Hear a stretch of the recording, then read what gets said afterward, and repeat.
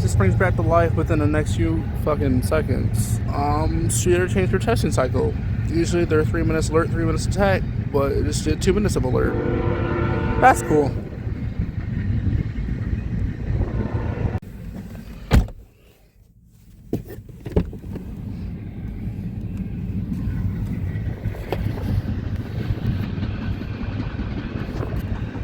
Nothing? Okay, I think that's it.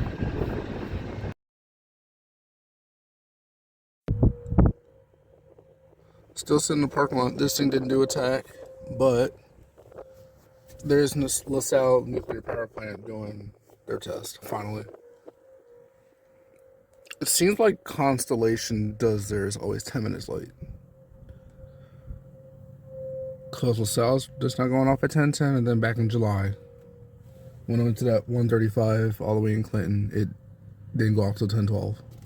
So I guess they're always late.